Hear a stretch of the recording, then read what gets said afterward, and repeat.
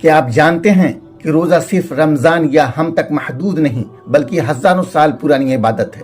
آج ہم روزے کی ایسی تاریخ جانیں گے جو آپ کو واقعی حیران کر دے گی۔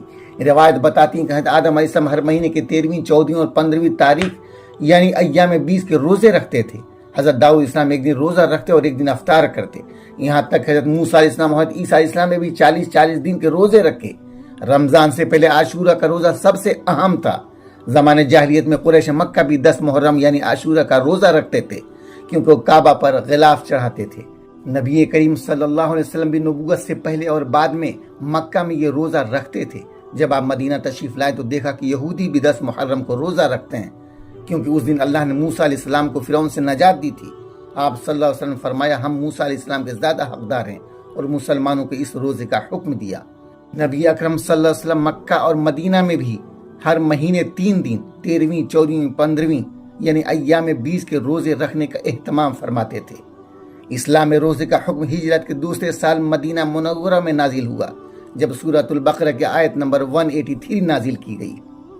تم پر روزے فرض کیے گئے جیسے تم سے پہلے لوگوں پر کیے گئے تھے، لیکن شروع میں نرمی تھی، جو چاہے روزہ رکھے، جو چاہے بدلے میں مسکین کو کھانا کھلا دے یعنی فدیہ دے دے۔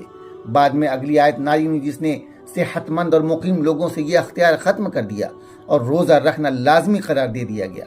شروع میں روزے کا ایک سخت قانون یہ تھا، یعنی جب روزہ فرض ہوا تھا تو سحری کا حکم مختلف تھا۔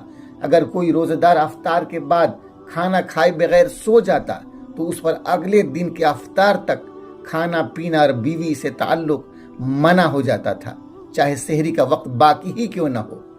اور یہ بات لوگوں کے لیے بہت مشقت والی تھی۔ ایک صحابی حضرت قیس ابن سرما رضی اللہ تعالیٰ دن بھر مزدوری کے بعد افطار کے وقت آئے، بیوی کھانا لینے گئیں تو ان کی آنکھ لگ گئی۔ جب جاگے تو پرانے قانون کے تحت کچھ بھی نہ کھا سکے اور بغیر سحری کے روزہ رکھ لیا، جس کے نتیجے میں اگلے دن دوپہر کو بے ہوش ہو گئے۔ اس واقعے کے بعد اللہ کی رحمت جوش میں آئی، پھر اللہ نے یہ حکم منسوخ فرما دیا اور سورہ بقرہ کی آیت 187 نازل ہوئی، جس میں اللہ تبارک و تعالی نے افطار سے لے کر فجر صادق تک کھانے پینے کی اجازت دے دی۔ اللہ نے ارشاد فرمایا، اور کھاؤ اور پیو یہاں تک کہ تمہارے لیے فجر کی سفیدی سیاہی سے نمایاں ہو جائے۔ چنانچہ اس کے بعد فجر کی اذان تک سحری کھانا پینا جائز بلکہ مستحب قرار دے دیا گیا۔ یہ جو آج ہم سحری کرتے ہیں یہ اسی رحمت کا تحفہ ہے۔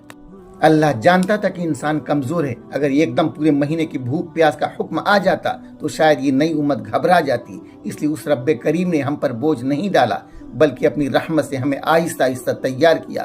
یہ صرف حکم نہیں، یہ اس کی محبت اور حکمت تھی کہ روزہ ایک دم نہیں بلکہ درجہ بدرجہ ہماری رگوں میں